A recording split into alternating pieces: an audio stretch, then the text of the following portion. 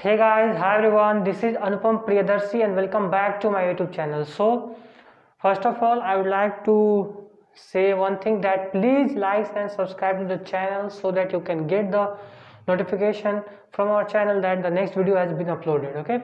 So, in this video, we are going to start a new chapter of physical chemistry, that is our thermodynamics.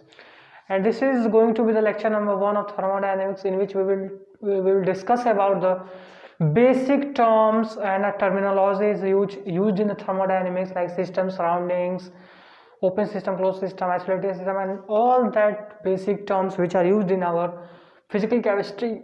ठीक है, तो मैं आपसे एक निवेदन करूंगा कि प्लीज़ कॉपी और पेन के साथ बैठे, बिकॉज जो मैं नोट डाउन कराते जाऊंगा वो आपको कॉपी में आपको नोट डाउन करनी है, बिकॉज वेरी इंपॉर्टेंट है। हम लोग लेक्चर खत्म होने के बाद कुछ क्वेश्चंस भी करेंगे, तो चिंता ना करें, लेक्चर लगाते जाए, सारे लेक्चर आएंगे थर्मोडायनेमिक्स के। And this is one of the most conceptual chapter और मोस्ट मतलब उस पर ध्यान देने वाला चैप्टर है, ठीक है ना। अगर आप कहीं भी आपकी सीक्वेंस बिगड़ी इस चैप्टर में, तो you will get loss from this chapter. अच्छा कि फर्स्ट लेक्चर देख लिया यार, सेकंड नहीं देखेंगे, थर्ड लेक्चर देखेंगे तो बेनिफिट होगा, it will not benefit at all, it will harm you also, ठीक है ना। बिकॉज क्योंकि अगर आप सीक्वेंस में नहीं चलते हो तो वो आपका रिदम जो होता है, लय होता है, वो बिगड़ जाता है। क्योंकि अगर आप सीक्वेंस में जब हम नहीं चलते हो तो चैप्टर्स कुछ आपको समझ में नहीं आते हैं। तो this is like that for thermodynamics also. ये चैप्टर रिवीजन खोजता है, और मैं जब लेक्चर पढ़ा दूं तो आपको अपनी एनसीईआरटी भी रिवीजन करनी है, प्लस प्रीवियस ईयर क्वेश्चंस भी लगाने हैं, कुछ नीट या जेई के प्रीवियस ईयर क्वेश्चंस भी आपको लगाने हैं, ठीक है ना। तो चलिए थर्मोडायनेमिक्स स्टार्ट करते हैं। हेडिंग डालेंगे चैप्टर की, थर्मोडायनेमिक्स। और एक बात और मैं बता दूं कि थर्मोडायनेमिक्स आपकी फिजिक्स और हिस्ट्री दो आएगी, तो कुछ थोड़ी सी डिफरेंसेस होती है। थर्मोडायनेमिक्स हम लोग केमिस्ट्री में पढ़ते हैं अबाउट द केमिकल प्रॉपर्टीज, तो फिजिक्स में पढ़ते हैं about the physical properties of thermodynamics पढ़ लो, ठीक है ना। तो थोड़ी सी हिस्ट्री और फिजिक्स के बीच में जो थर्मोडायनेमिक्स आप पढ़ोगे, तो उन दोनों के बीच में आपको थोड़ा सा गैपिंग होना बहुत जरूरी है, ठीक है ना। मैं बात जो कह रहा हूँ आपको बेसिक है और वो आपको ध्यान देने वाली है, ठीक है ना।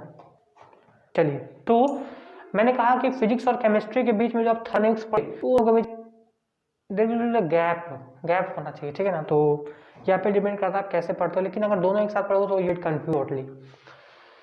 तो thermodynamics is the name and the lecture है। फिजिक्स के पॉइंट ऑफ व्यू से हम पढ़ेंगे, बिकॉज केमिस्ट्री के पॉइंट ऑफ व्यू से पढ़ेंगे तो उसमें केमिकल प्रॉपर्टीज के बारे में डील करेंगे। तो थर्मोडायनेमिक्स होता क्या है? It is the branch of physical chemistry, branch physical chemistry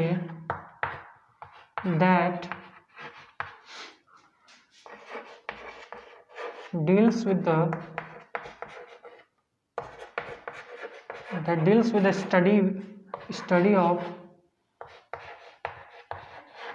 heat बोल सकते हो, बिकॉज थर्मो का मतलब होता है heat, study of heat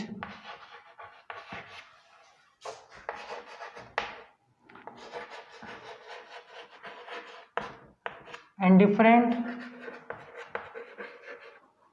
forms of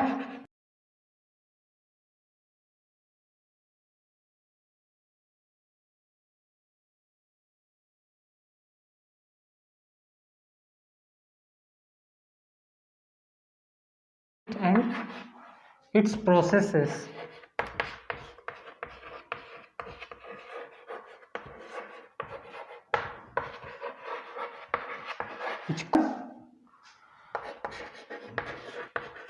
thermodynamics, इसको थर्मोडायनेमिक्स बोलते हैं because it deals study of heat and difference of heat and processes regarding process chemical reaction, that is called as thermodynamics, ठीक है। समझ में आ गई? इसको आप बोल सकते हो थर्मो का मतलब होता है हीट, और डायनेमिक्स होता है मोशन, डायनेमिक होता है तो हीट इन मोशन में आप इसको बोल सकते हो, या motion heat is also called as thermodynamics. तो ये टर्म को याद रखेंगे, हीट और थर्मोडायनेमिक्स की रिलेशन को, क्योंकि थर्मोडायनेमिक्स बेसिकली बात करने वाले हैं अबाउट एनर्जी वगैरह। हीट के बारे में तो बात ही करेंगे, we are not going to only about heat, we are going to discuss about work वगैरह के बारे में करेंगे, ठीक है ना। तो डेफिनेशन को नोट करिए, आगे बढ़ते हैं। नोट क्या होगा डेफिनेशन, आपने पॉज करें, नोट करें। Now, what we are going to talk about system, and the second one is your surrounding. बहुत इंपॉर्टेंट ये सारे टर्म्स, सब मैं टर्मिनोलॉजी चालू कर रहा हूँ बिकॉज अगर आपको यहाँ तक के इस सारे के बेसिक टर्म्स वगैरह नहीं पता होंगे तो आगे आपको थर्मोडायनेमिक्स में थोड़ी सी डिफिकल्टी होगी, ठीक है। तो सिस्टम इज क्या? System is anything which is under observation और investigation,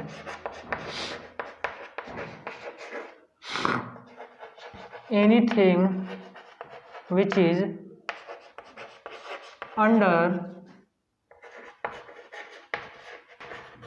observation or investigation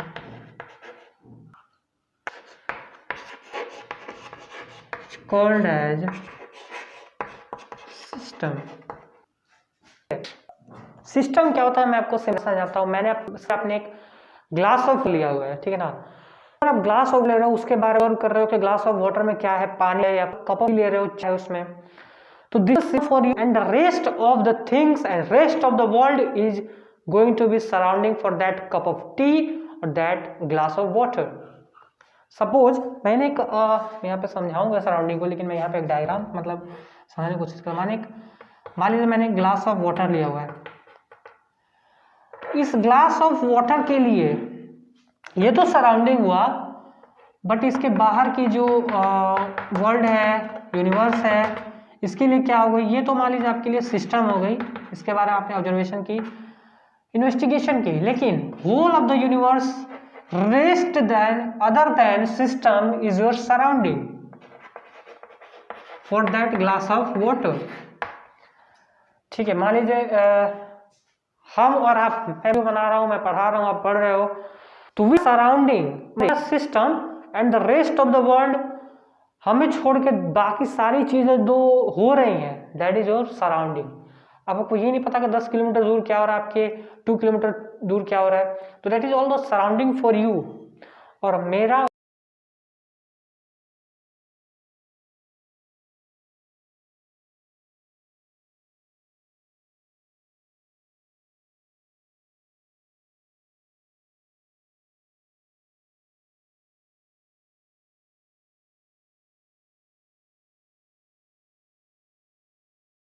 that is your system, ठीक है ना। तो फटाफट नोट करेंगे सिस्टम, और सिस्टम नोट करेंगे, उसके एग्जांपल नोट कर लेंगे। मैं रिजर्व कर देता हूँ कुछ, मुझे यहाँ पे सिस्टम की सराउंडिंग की डेफिनेशन लिखनी है यहाँ पे, ठीक है ना। तो मैं लिखूंगा सराउंडिंग को, सराउंडिंग लिखा anything then system is called as surrounding, ठीक है। जैसे मैंने अभी वाटर का एग्जाम्पल उससे सर्च कर सकते। तो anything which is other than systems, और you can say anything except system is called as surrounding, ठीक है। दोनों बातों को फटाफट नोट करेंगे, कर लिया हो तो चलिए आगे बढ़ते हैं। एक और टर्म मैं बता दूं, What is happening with the chalk यार, बार बार चौक गिर रहा है। Okay, let it be. We gonna talk about universe. So अगर आपको यूनिवर्स के बारे में पूछा जाए तो what is the universe, not from the point of view of geography के पॉइंट ऑफ व्यू से ना बताए, we are going to talk about to the point of view of universe. Actually the universe is a combination of both system and surrounding. Universe combination of systems surrounding. System plus surrounding together make our universe in the point of view of chemistry, ठीक है। तो इन बातों को फटाफट note करेंगे, फिर हम लोग आगे बढ़ते हैं। कर लिया नोट तो आगे बढ़ेंगे। Now let's talk about boundary. What is boundary actually? So for example मैंने एक ग्लास ऑफ वाटर लिया हुआ, इतना बड़ा ग्लास नहीं हो सकता ठीक है, तो शॉर्ट ग्लास लेता हूँ मैं।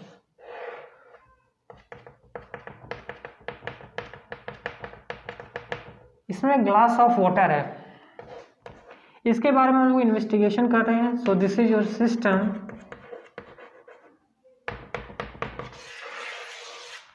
and this is your going to be surrounding. Other than system you are going to be surrounding. ठीक है, सॉरी, ठीक है. तो if you talk about this system and surrounding, कुछ तो होना चाहिए ना इनके बीच में जो इन दोनों का सेपरेट करने वाला, तो खिचड़ी पक जाएगी, मिक्सचर हो जाएगा. ठीक है ना.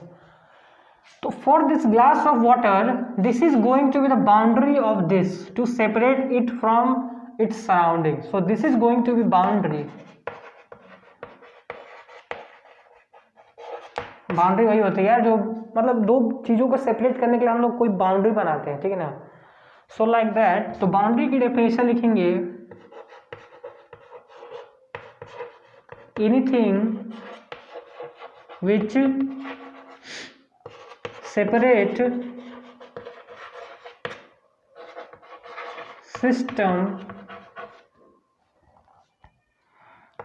System and surrounding.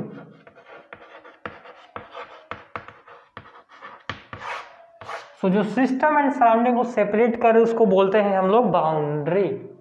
क्लियर है बात यहाँ तक. तो नोट करेंगे बाउंड्री की डेफिनेशन, फिर हम लोग बढ़ते हैं बाउंड्री के टाइप्स की तरफ.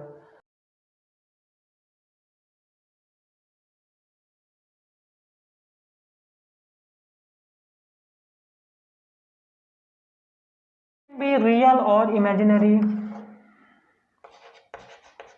बाउंड्री कैसे होती है? पहला तो या तो रियल होगी, real versus imaginary, versus imaginary हो जाएंगी. या तो रिंगी, या तो फ्लेक्सिबल, नॉन रिजिड भी बोलते हैं अपन. ठीक है ना. एंड या तो डायाथर्मिक होगी या एडियाबैटिक होगी. Diathermic versus adiabatic.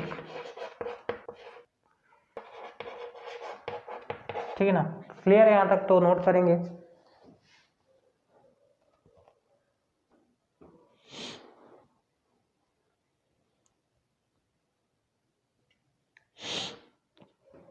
ठीक है. तो आप लोग रियल तो जानते हो कि मतलब इस ग्लास के लिए ये बाउंड्री जो है वो रियल है, कोई इमेजिनरी नहीं है. ठीक है ना.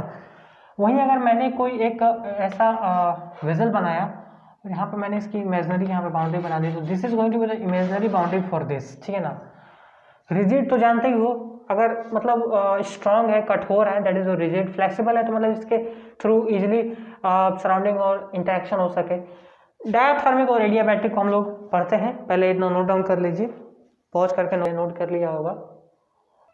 Now let's move and talk about diathermic and adiabatic.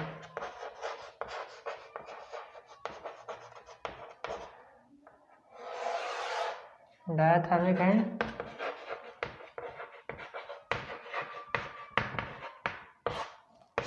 Diathermic क्या होता है? जिसके थ्रू हीट का इजिली ट्रांसफॉर्मेशन हो सके या फिर एक्सचेंज हो सके. ठीक है. तो दिस इज अ बाउंड्री. क्या हो रहा है यार चौक को? Boundary through which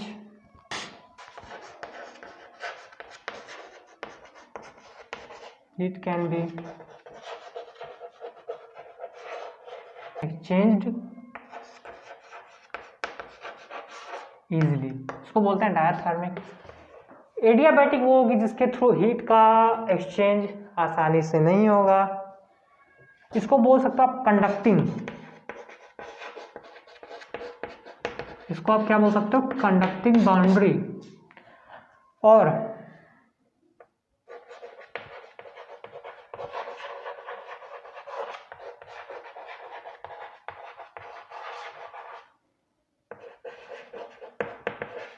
through which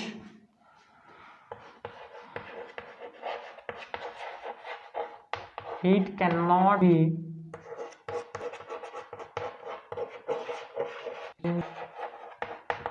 easily is called as adiabatic.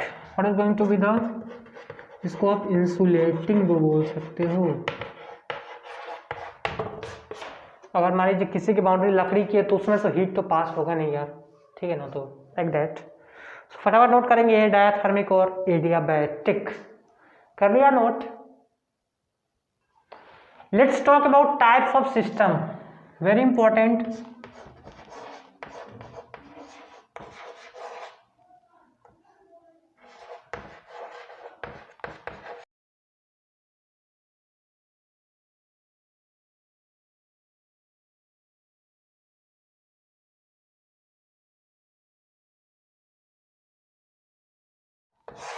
What are the types of system, मैं एक एक करके पढ़ाता जाऊंगा, पहले मैं बता देता हूँ। Open system, close system and isolated system. There are 3 types of system which you have to study in thermodynamics. करते हैं ओपन सिस्टम, तो समझ में आ रहा है, खुला हुआ है, ठीक है ना। ओपन का मतलब ओपन का मतलब खुला हुआ, ठीक है ना। तो system through which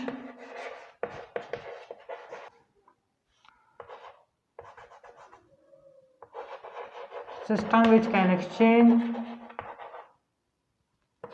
both mass and energy, उसको बोलते हैं अपन ओपन सिस्टम। ओपन सिस्टम, ठीक है ना, ठीक है, ठीक है ना। और एनर्जी के एक्सचेंज जो हो सकती है वो 2 फॉर्म में हो सकती है, either in the presence of heat और either is the presence of work. Work is also the form energy ना, ठीक है, ठीक है ना। तो सपोज मान लीजिए मैंने एक वेजल ली, इसमें मैंने फिलअप किया, वाटर को फिलअप किया हुआ है। अगर आप वाटर को बॉयल करोगे तो एनर्जी चेंज होगी, कुछ वेव के वाटर भी उड़े, और या तो आप कुछ पानी निकाल दो, अगर ये ओपन, कुछ पानी डाल भी सकते हो, कुछ निकाल भी सकते हो, कुछ ऐड कर सकते हो, कुछ रिमूव कर सकते हो। So that is the example of open system.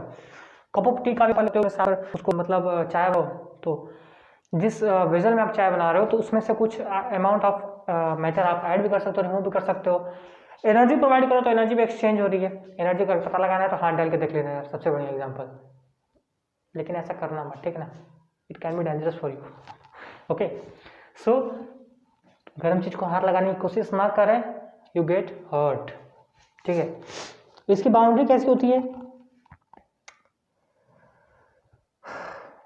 इसकी बाउंड्री होती है रियल, ठीक है, और ये डायथ होती है, डायथर्मिक। और इसके लिए ये जो है वो रियल बाउंड्री है, ये जो मैंने ऊपर एक लेयर बनाई है, that is imaginary boundary also. Real boundary भी हो सकती है और इमेजिनरी बाउंड्री दोनों प्रेजेंट होगी। डायथर्मिक का मतलब क्या, कि हीट इजिली एक्सचेंज हो सकता है, दैट इज और कंडक्टिंग, तो क्या आप लोग कंडक्टिंग बोलते हो। Very important point, note down this all, then will proceed to closed system. Note करें फटाफट, कर लिया है तो आगे बढ़ते हैं। चलिए बात करते हैं अबाउट द क्लोज्ड सिस्टम, ठीक है। Okay, let's talk about closed system.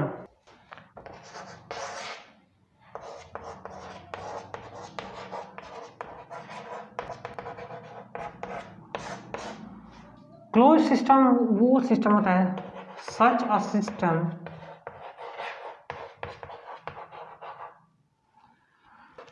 in which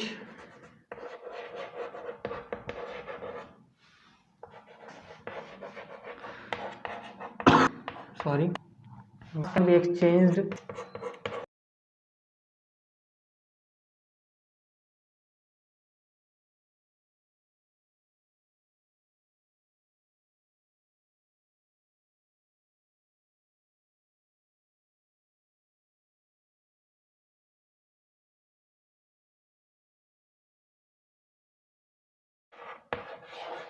but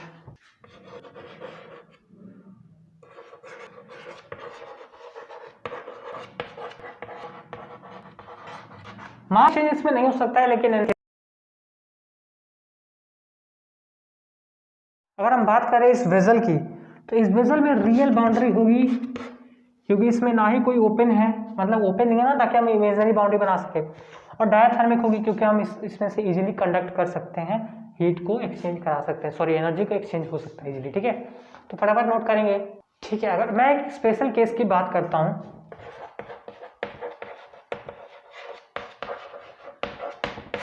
अगर मैंने कोई एक वेसल ली हुई है, उसमें आपने पिस्टन ऐड कर दिया, जैसे piston which is used for compressing, तो इसमें आप एनर्जी के एक्सचेंज नहीं करा सकते हो भाई, क्योंकि यहाँ पे इसकी बाउंड्री जो है वो इमेजिनरी है। बात समझ में आ रही है ना? बात समझ में आ रही है? आपने यहाँ पे कंप्रेस कर दिया, ये पूरे में रहेगा ये वाला, ठीक है ना, ये पूरा यहाँ से यहाँ तक रहेगा, तो आपकी बाउंड्री जो होगी वो तो पहले ही इंसुलेटिंग हो गई। इंसुलेटिंग का क्या डियाबैटिक। एक बार आप पिस्टन को प्रेस करोगे ना, कुछ वर्क डन होगा, यहाँ पे कुछ वर्क डन एनर्जी की होगी, लेकिन एक्सचेंज सकती है। एग्जाम होगा क्लोज्ड सिस्टम।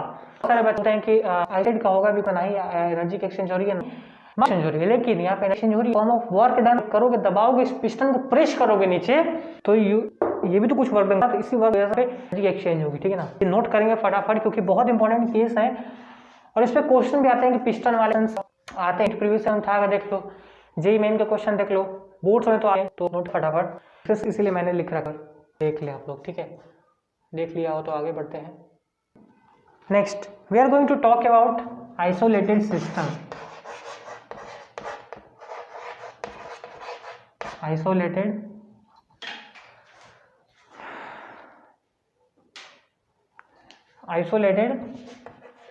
सिस्टम,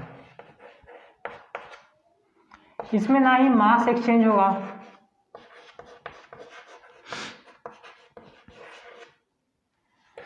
ना ही आपकी एनर्जी एक्सचेंज होगी।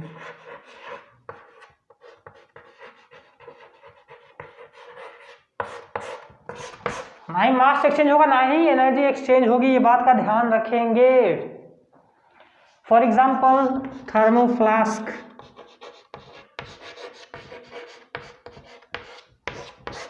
आपको नेक्स्ट में आई हैव मिल्क एग्जाम्पल थर्मोफ्लास्क का।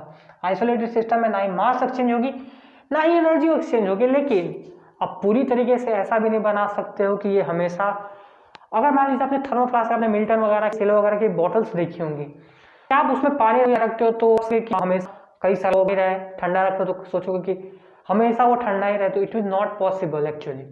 सो isolated system is basically short duration system. तो आप शॉर्ट ड्यूरेशन के लिए कर सकते हो, जैसे कि मिल्टन वगैरह में आते हैं तो 24 घंटे या 48 घंटे वगैरह आते हैं।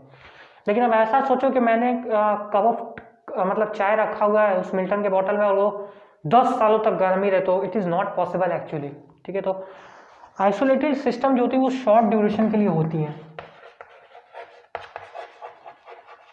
Short duration saying for 24 hours 48 hours actually is not for the life time. So isolated system, close system, open system, हमने सारी सिस्टम